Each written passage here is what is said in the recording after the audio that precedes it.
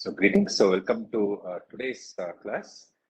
So just to quickly recap what we were doing. So we were looking at the dynamic bicycle model in the previous class. We drew the free body diagram of the vehicle, and then marked various important parameters and variables on this free body diagram. And then we essentially wrote down the equations of motion for both translation and rotation, right? So that's what we did. When we did that, we saw that there's going to be a couple of equations for translation, which is shown here. Maybe everyone needs to mute.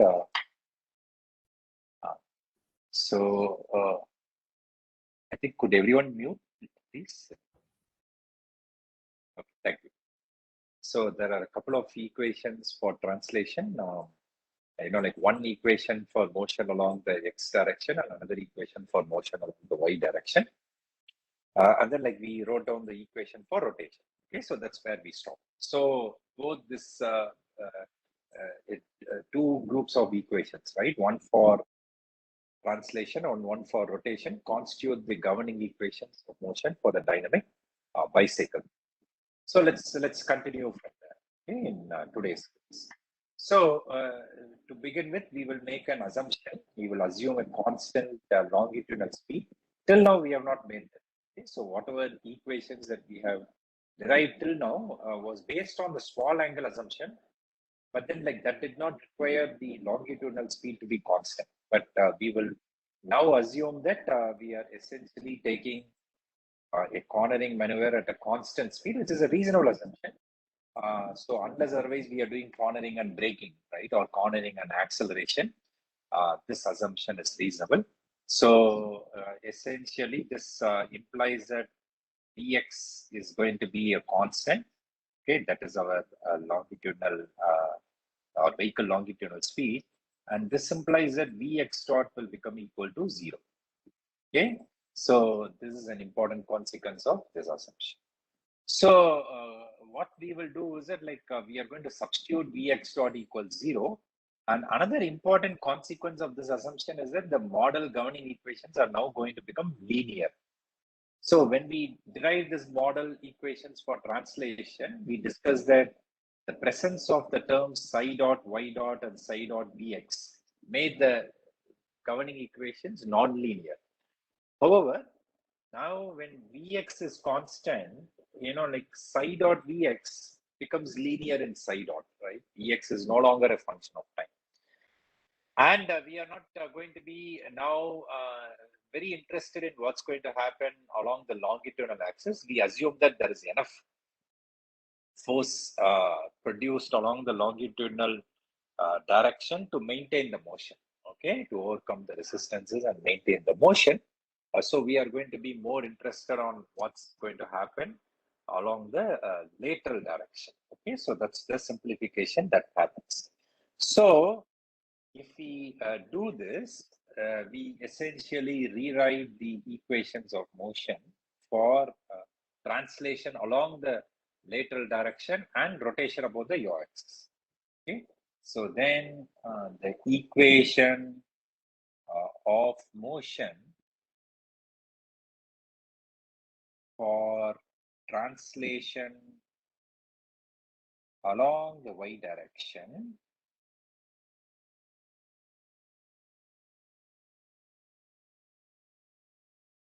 and rotate and the yaw rotation, the yaw motion, okay, they become the following.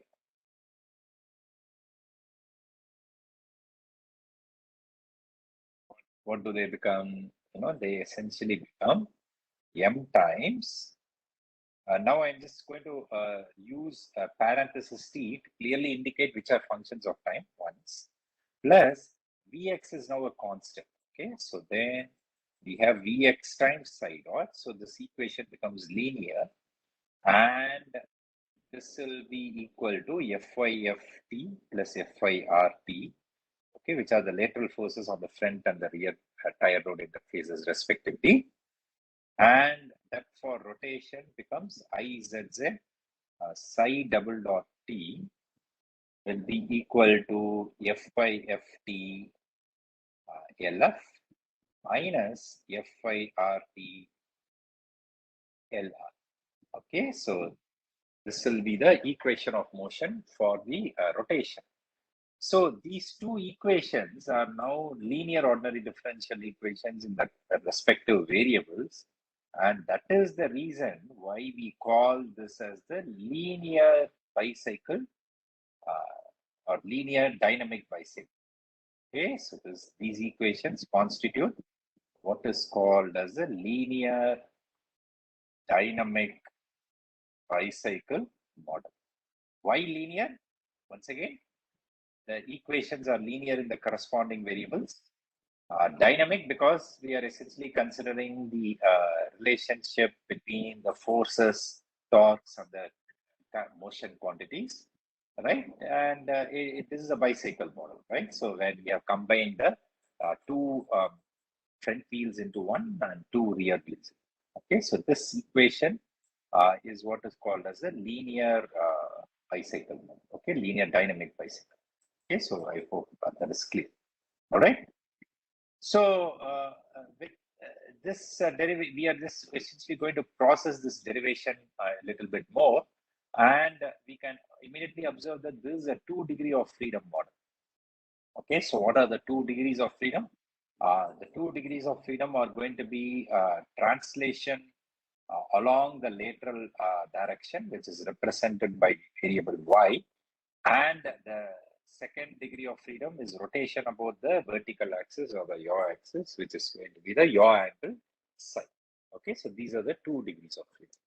All right. Okay. Now we will proceed further and then like write down further equations, right? So and then simplify these equations in today's class. But before we do this, if we want to go for our standard dynamic system block diagram representation, right? So what will this linear dynamic bicycle model take as input and give as outputs, right? So if we consider the linear dynamic bicycle model as a block or as our system, so we are essentially going to provide the steering angle as the input, right? Is it not? So the steering angle delta is the input to the system. So delta t is the input. And of course, as outputs, depends on our purpose. We can have y of t as output. We can have psi of t. We can have psi dot and so on, right? So we can essentially have multiple variables as output depending on our application, okay, and interest. So this is essentially a block diagram representation of this linear dynamic bicycle. Now, for small slip angles, okay, so once again, we are going to go ahead with the assumption that the slip angles are going to be reasonably small. So if we have small slip angles, we are going to write down what are the equations for the lateral forces.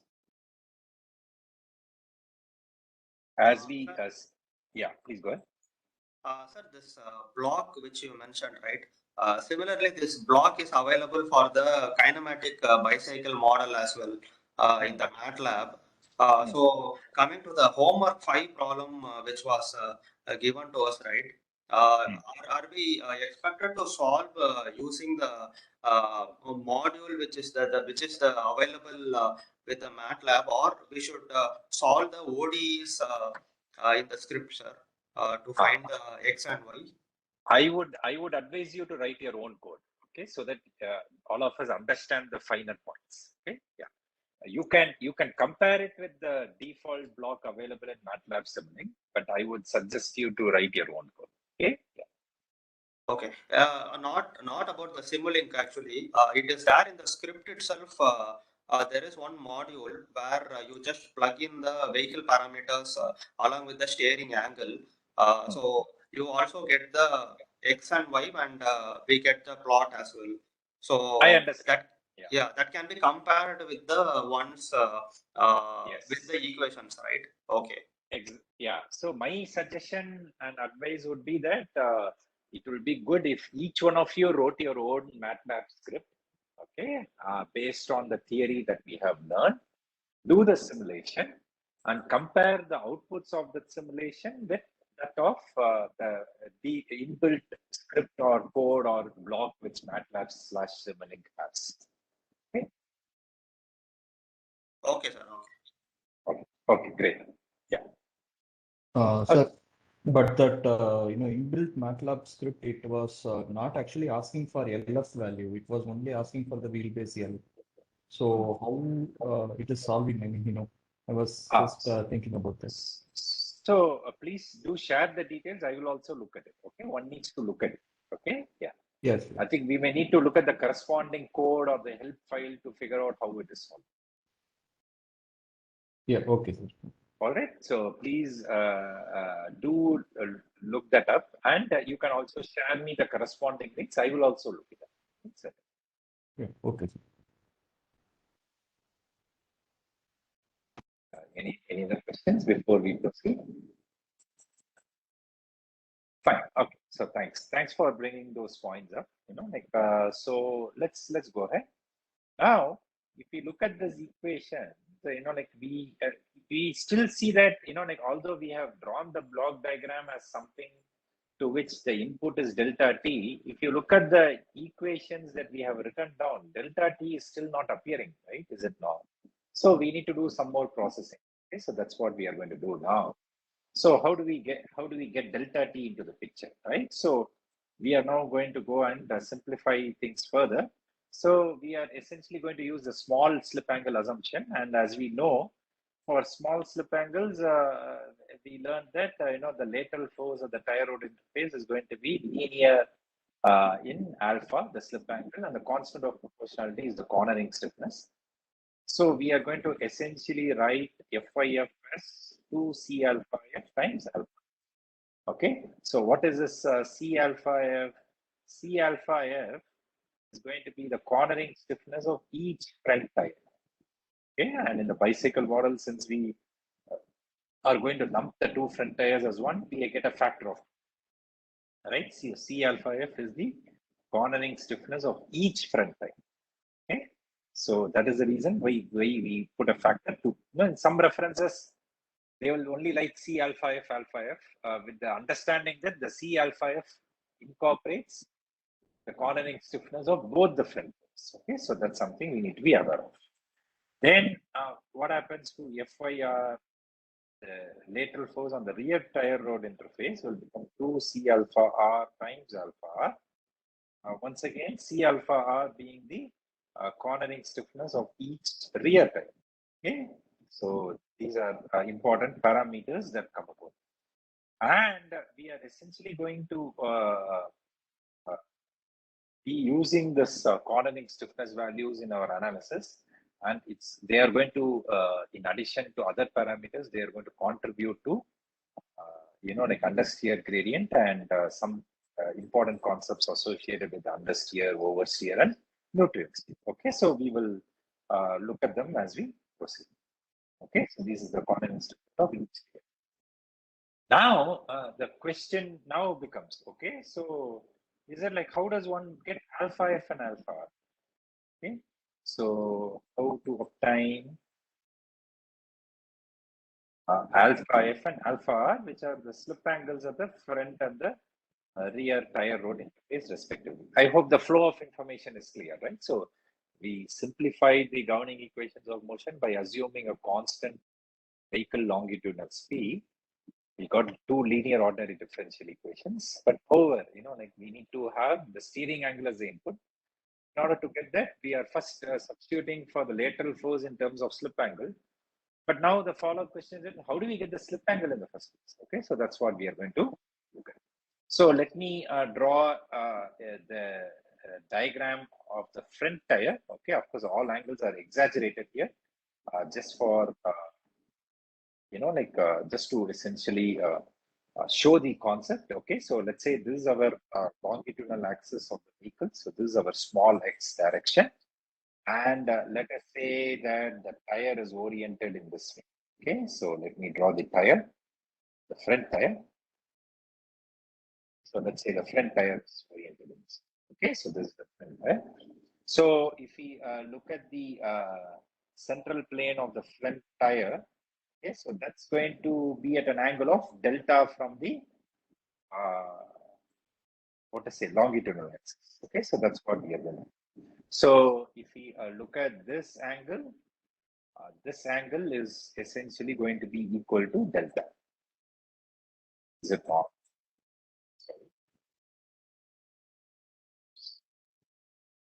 Okay, this angle is delta, okay, which is the steering angle. Now, at the front tire rod interface, let's say this is my velocity vector. Once again, I'm drawing an exaggerated diagram just to show the concepts.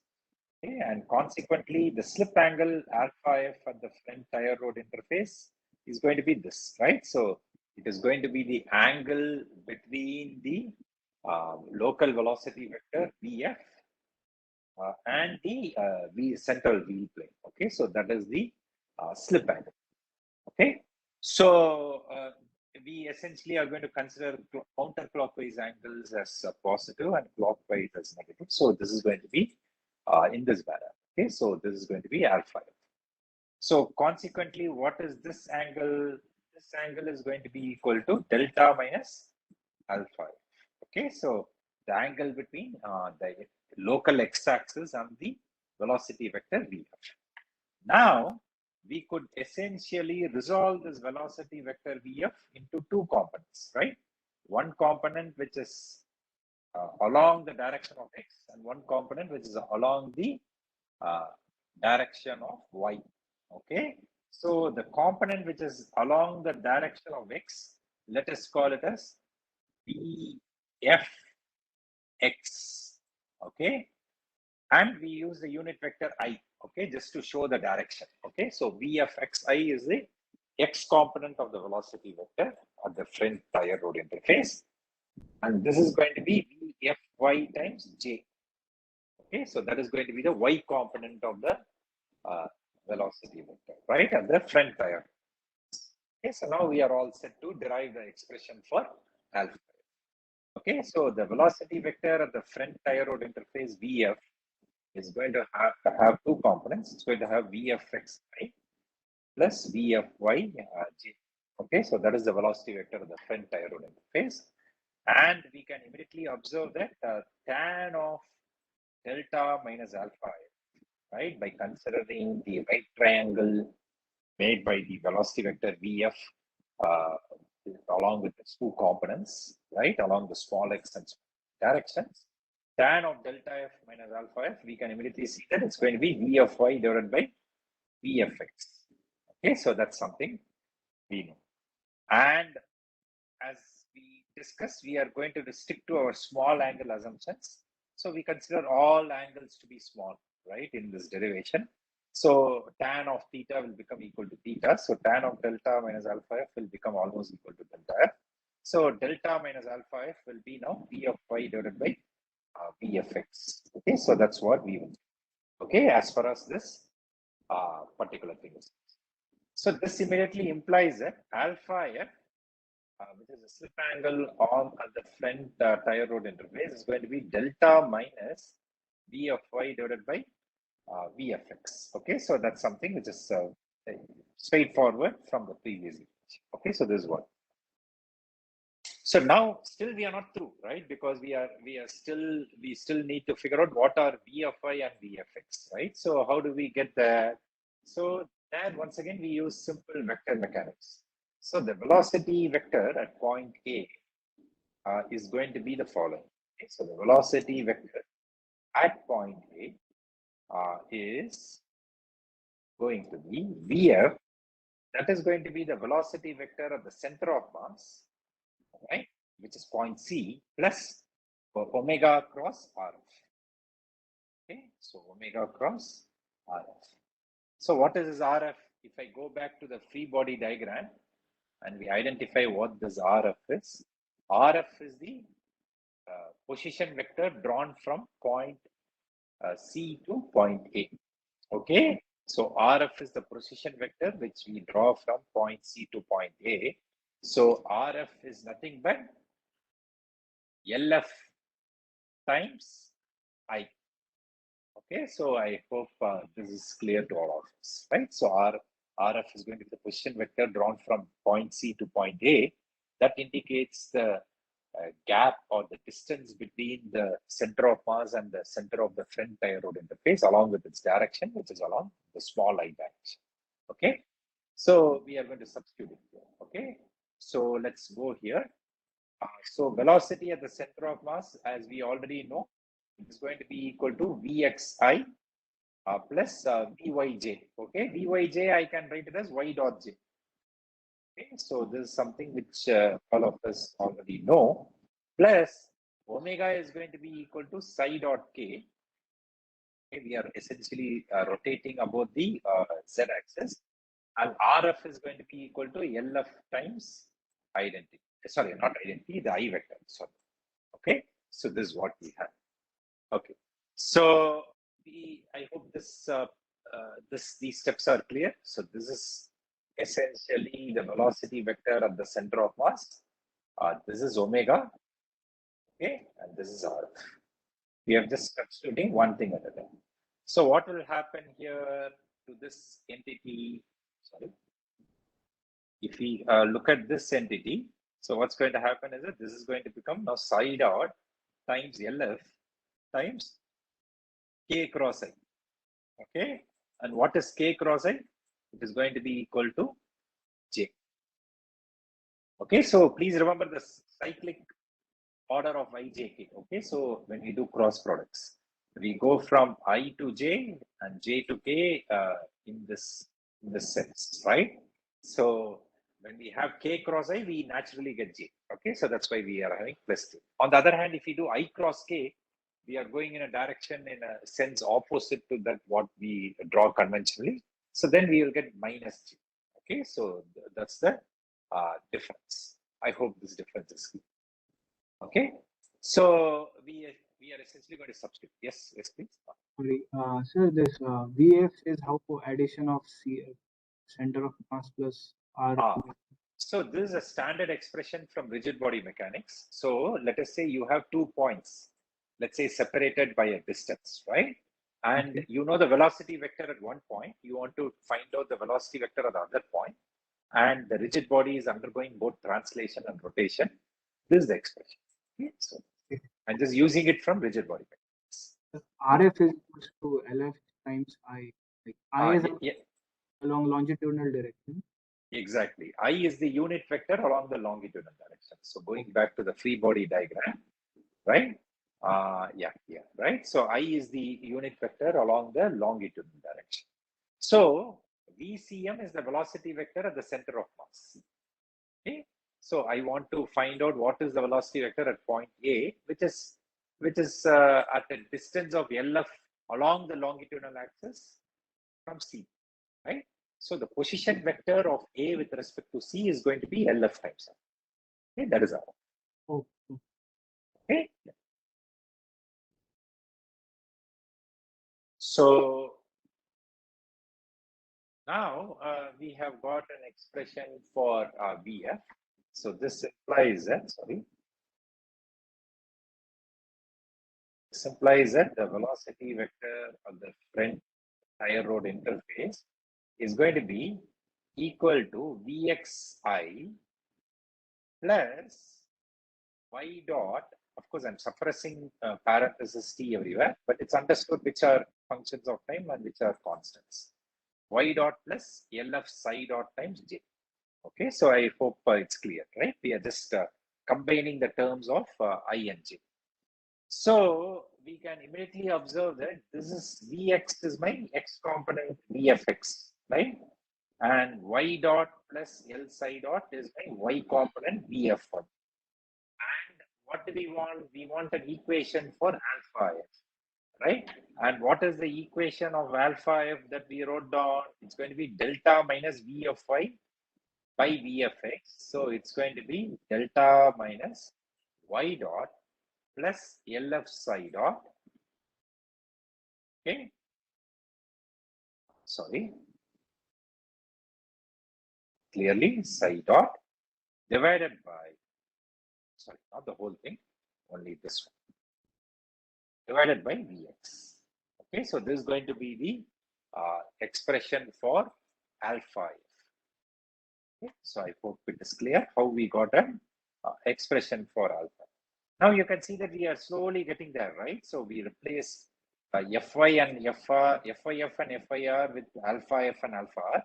Now we are simplifying for alpha f and getting an expression for alpha f that involves the steering angle delta. So we are essentially slowly getting there, right? Okay. So I hope this is clear, right? So how we got the slip angle of the front tire road interface. So yeah, before going ahead, are there any questions before we look at the slip angle of the rear tire road interface? Sir, will we be knowing y dot Vy? I'm sorry, can you repeat the question? Sir, for finding alpha f, y dot will be known to us. Like, how will we find out? Okay. Good question. We are not completely done with the derivation. Okay, so please bear with me for another 10-15 minutes, then we will see. Okay. Yeah. Okay. We have to do some more simplification. Okay, we are not done. So I hope it's clear how we got alpha. Now we will do the same process for alpha r. Okay, so I'm just, without loss of generality, I am once again taking this direction as the direction of the longitudinal axis x. Okay, and I am going to draw the rear tire. Okay, here. So now the question is, why am I drawing the rear tire along the x direction?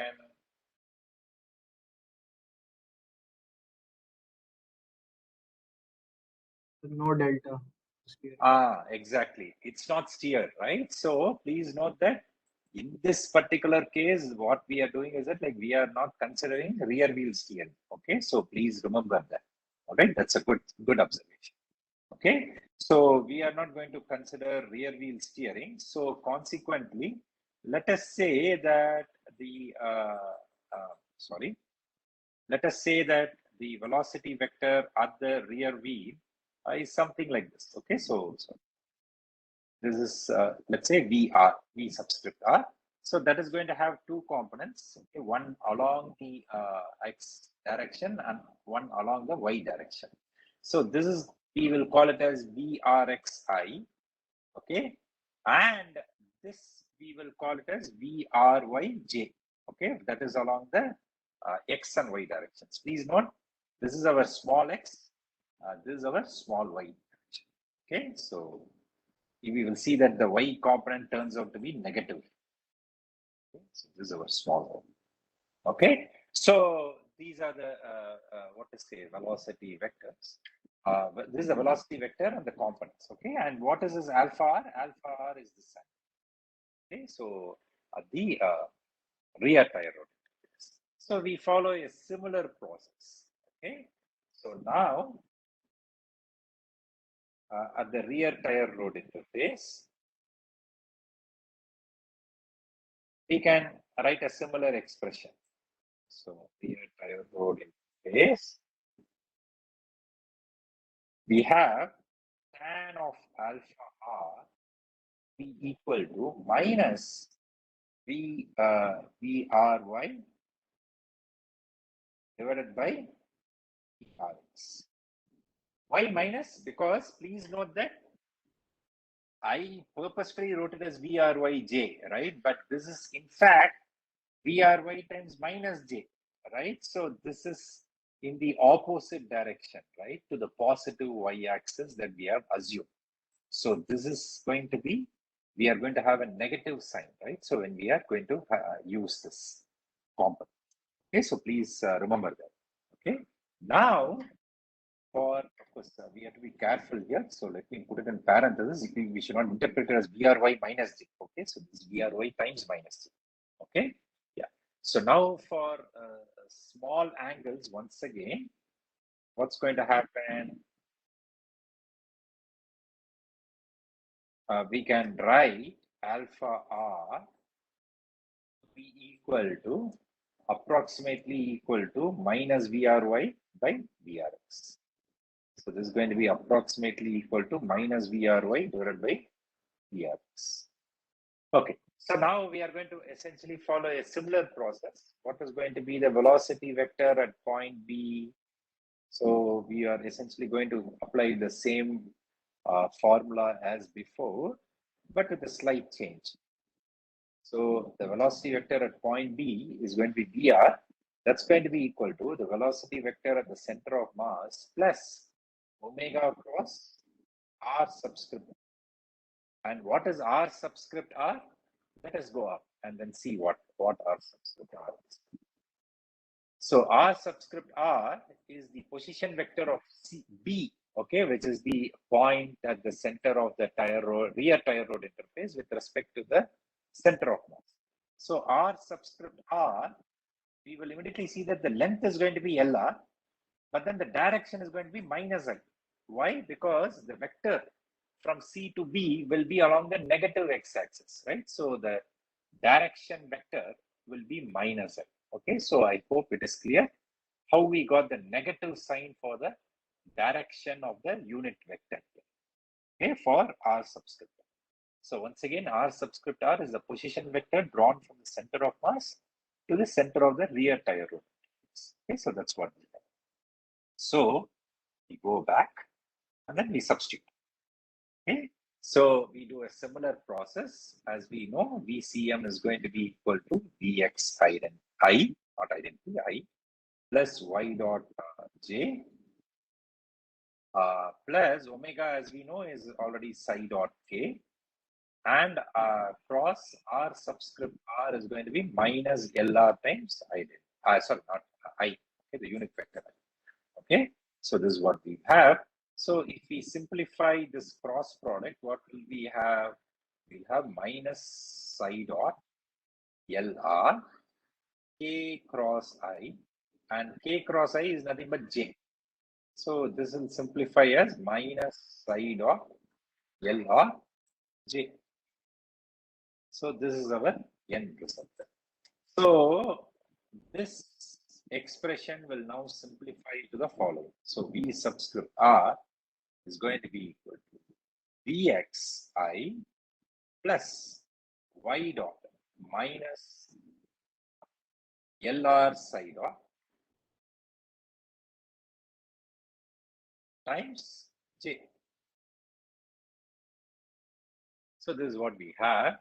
And once again, we extract the X and the Y components. So X component is VRX, Y component is VRY. And then like immediately we can write the expression for alpha R, right? So for small angles, we know that alpha R is going to be minus VRY by VRX. So alpha R is going to be minus Y dot minus LR psi dot whole thing divided by X. Okay, so this is what we have done. So this is the slip angle of the rear tire rod. Okay, so I hope this is clear. Okay, so we have derived, what have we done? We have derived expressions for the slip angle of the front tire rod interface and the slip angle of the rear tire rod interface. So now we start putting things together.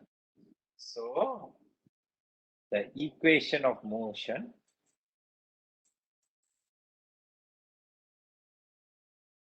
for translation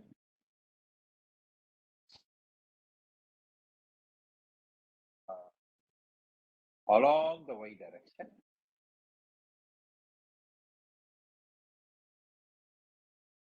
becomes the following.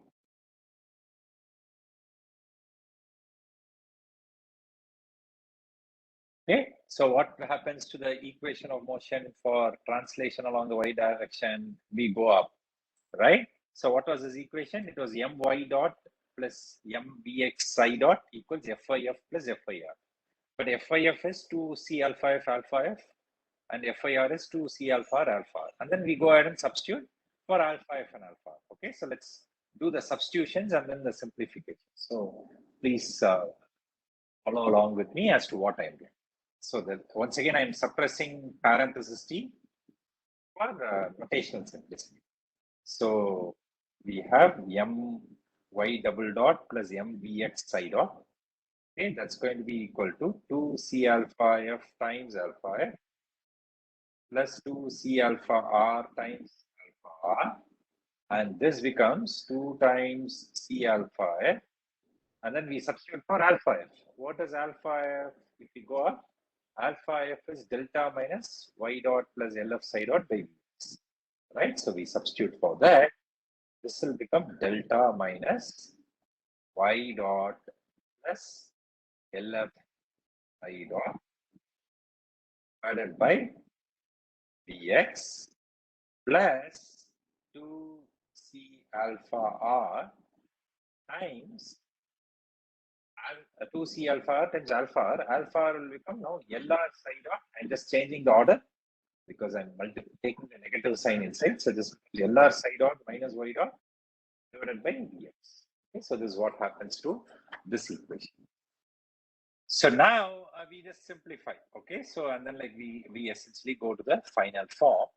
So what we are going to do is the following. So we are essentially going to retain my double dot on my double dot plus mvx psi dot here on the left hand side.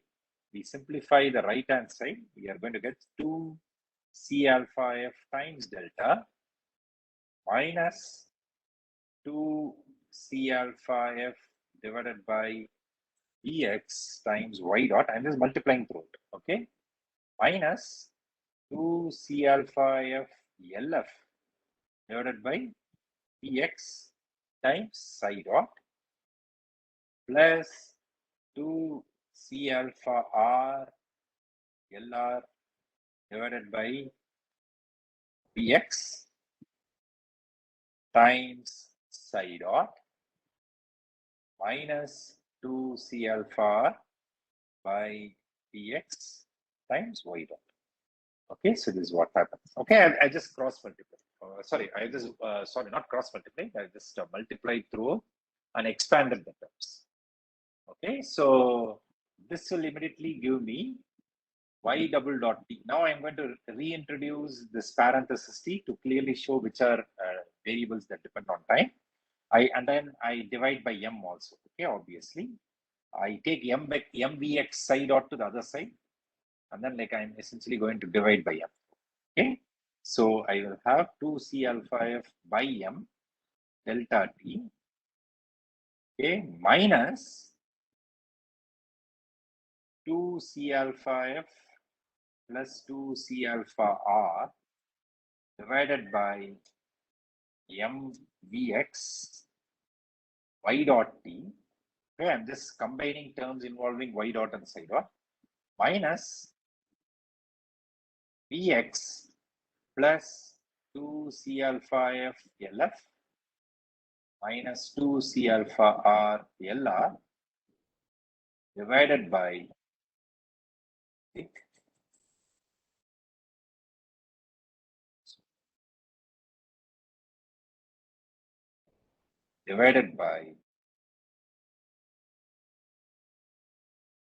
sorry about that,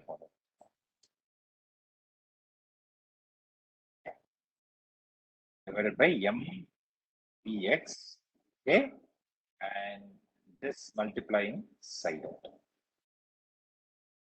Okay, so this is one equation which essentially characterizes the linear bicycle model after simplification. So we will process this as we go along. But then like what we have done is that like we have just simplified the equation for translation in this. So now one important thing that we can immediately observe is that like we have introduced delta of t right into this equation. So that's something which is very important. So let's call this equation as T1. Okay, we will be using this, we'll be working with this T1 as we go. Okay, yeah, all right. So I'm sure this equation was pretty straightforward, right? So this algebra was pretty straightforward. So please ask me any questions if you have any before we move ahead. So now let's consider the rotational motion. So the equation of motion for rotation, what happens? We know that let's go back. what is the equation of motion for rotation? Izz psi double dot is going to be FIF LF minus FIR LR, right? So I'm just going to call Izz as just Iz, okay? Okay, so I'm just going to essentially drop one Z. We'll just call Izz as Iz, okay? So is Izz with Iz, just for notational simplicity, that's it, okay? So we have Iz psi double dot, that's going to be equal to FIF LF, right? So we have FIF is 2C alpha F times LF, right? So I'm just substituted 2C alpha F, and alpha F is going to be delta minus, Y dot plus LF psi dot divided by, I already written LF. Then minus FIR LR, right? So we'll have 2C alpha R, and then now I just included LR. And then alpha R will be equal to the following, right? So it will be LR psi dot minus Y dot divided by Vx. Okay, so I hope it is clear how we got this. Okay, so we can essentially now simplify this expression and obtain the corresponding equation. Okay, so I'm just going to leave this as an exercise to you. So simplify this expression, obtain the following. So just like the expression for Y double dot, we are going to have an expression for psi double dot. Once again, there's one intermediate step. I'm sure you can figure it out as an exercise. So we are essentially going to have psi double dot P, which is the yaw acceleration. That's going to be equal to 2C alpha F LF divided by Iz times delta of T. So now you can see what we are doing, right? We want to bring the input delta of T into the governing equation. Minus 2C alpha F LF minus 2C alpha R LR divided by Iz Vx times Y dot minus 2C alpha F LF square plus 2C alpha R LR square divided by Iz Vx, okay, multiplying psi dot. Okay, so this is just a simple intermediate step. Okay, so there's only one simple intermediate step to get the simplification. So please do this as an exercise, right? So in fact, I would advise you to go through this derivation once before we come to the next class, so that like we are once again very clear about where we started and where we have ended up. Okay, so let's call this equation as R1. Okay, R1 is the equation for the rotation motion. So now these two equations, what we have labeled as T1, T1 and R1 considered together form the governing linear ordinary differential equations, right, for the dynamic bicycle. So these are the governing linear, and we can see that they are all second order differential equations, right? T1 is a second order ODE in Y, and essentially R1 is a second order ODE in psi, right? So these are governing linear second order ordinary differential equations for the linear dynamic bicycle model. So I am purposefully writing this. So we will see that the word linear has been used twice. So, and the adjective, although the word is the same, we can immediately see that it has different meanings, right? Depending on the location in which it is used. So when I use this linear, I am referring to the ODE, okay? The fact that the ODE ordinary differential equation is a linear ordinary differential equation. When I use the word linear here, I am referring to the fact that the model is a linear model, okay? So that I hope the subtle difference is clear, okay? So these are the two governing equations of the linear dynamic bicycle, okay? So as an exercise, I want you to essentially express this in the state space form, okay? So please do that as an exercise and like get the state space representation and also the transfer function representation. Okay, so why don't you do that as an exercise? So let me pose this as an exercise. So suppose you choose 4 state variables, right? 2 for each second order ODE. You can essentially get a state space representation. And if you take the Laplace transform, substitute 0 initial conditions, you will be able to get the transfer function representation. Okay, so between y of s and delta of s and psi of s and delta of s. So I am going to leave that to you as a homework to do. Okay, so homework 6, okay, which you can submit maybe in 10 days time, is the following. Okay, problem number 1 is write above governing equations in the state space form.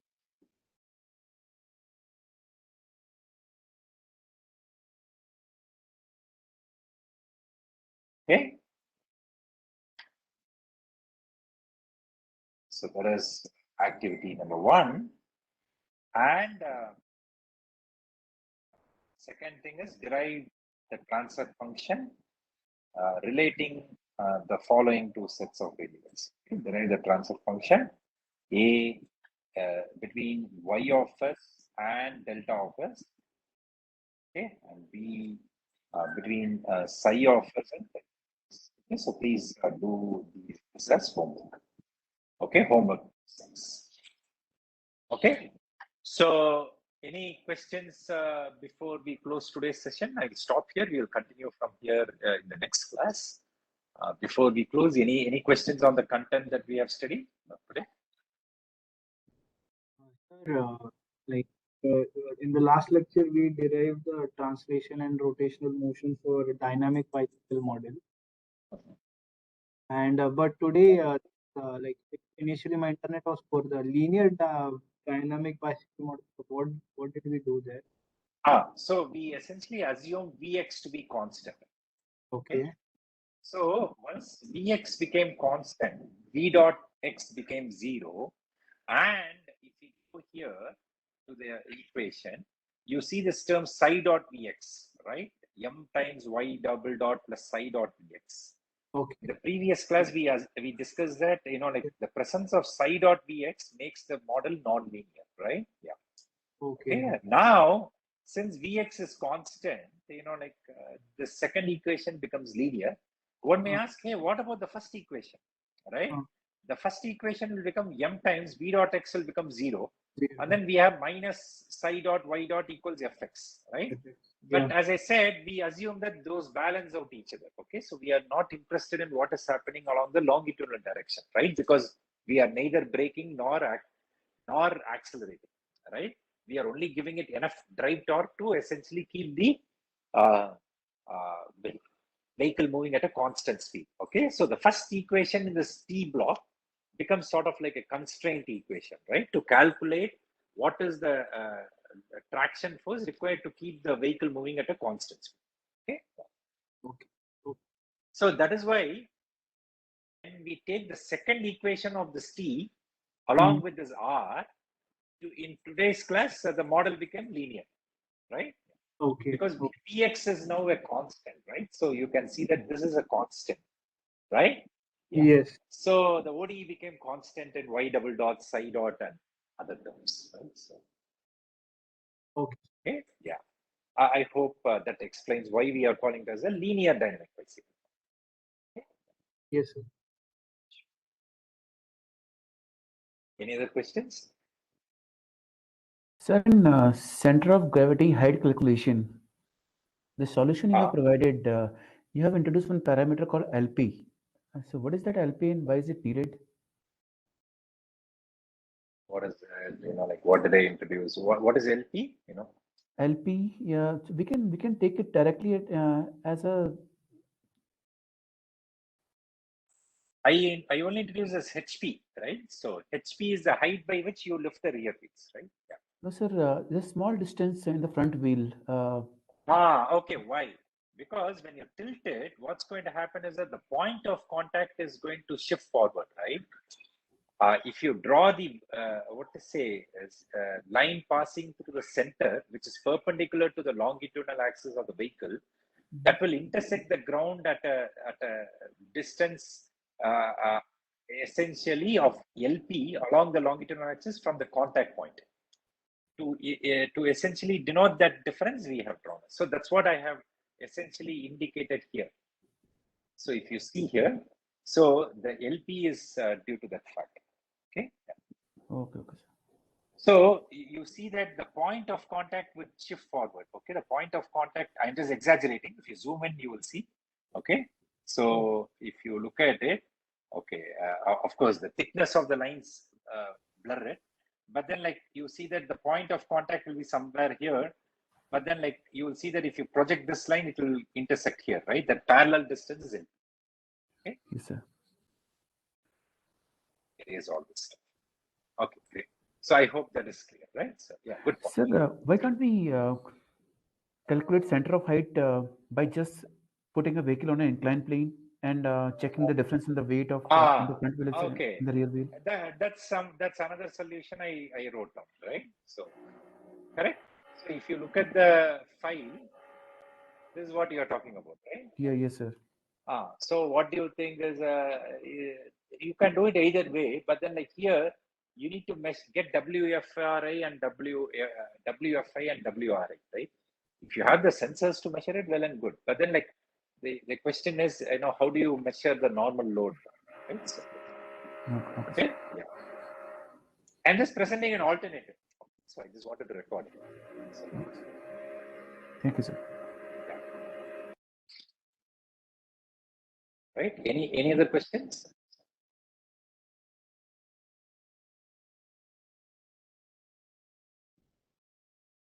Okay. So if not, let's close today's session, and then like we will continue from here in the next class, right? So we have derived the governing equations of motion for the linear dynamic bicycle model. We will continue from here in the next class. Thank you.